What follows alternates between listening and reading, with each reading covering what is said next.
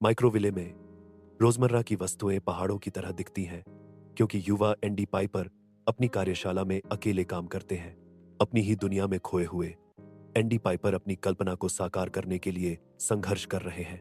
उसका दृढ़ संकल्प उज्जवल रूप से जलता है क्योंकि वह एक ऐसा आविष्कार बनाने की कोशिश कर रहा है जो दुनिया को बदल देगा।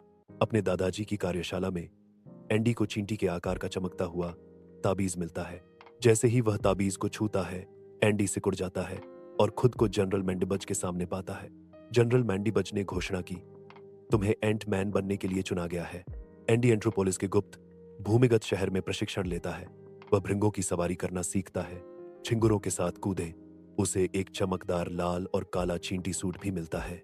उसकी मांद के हृदय में लॉर्ड स्कैरेक्स, एक दुष्ट भृंग, एंट्रोपोलिस और सतह के पतन की साजिश रचता है।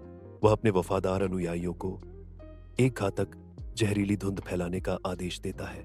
माइक्रोविले में एंट मैन घने मकड़ी के जालों के बीच विशाल मकड़ियों से भिड़ता है। वह बारिश की बूंदों के खिलाफ दौड़ता है। हर बूंद एक संभावित जल प्रलय है।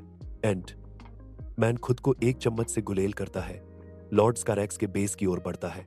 कोहरे कक्ष के हृदय में एंडी तैयार खड़ा है। उसकी क्षमताओं का अंतिम प्रदर्शन में परीक्षण होने वाला है। नए आत्मविश्वास के साथ एंडी सिकुड़ता और बढ़ता है, जो भीतर से कोहरे के कक्ष को सील करने की शक्ति का एक तमाशा है। उसके दोस्त भागकर अंदर आते हैं। उनके चेहरे चिंता से भरे हुए हैं और एंडी को किनारे से खींचने के लिए अपने हाथ बढ़ाते हैं। एकता और विश्वास का एक क्षण उनके बंधन को मजबूत करता है क्योंकि वे एंडी को सुरक्षित रूप से खींचते हैं। अंत में उस पर उतना ही विश्वास करते हैं जितना वह खुद पर करता है।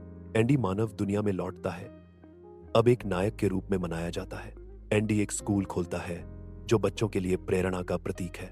स्कूल के भीतर बच्चे विज्ञान और बहादुरी को अपनाने के लिए तैयार होकर इकट्ठा होते हैं। वे सीमाओं का उल्लंघन करना सीखते हैं, चाहे दुनिया उन्हें कितना भी छोटा महसूस कराए।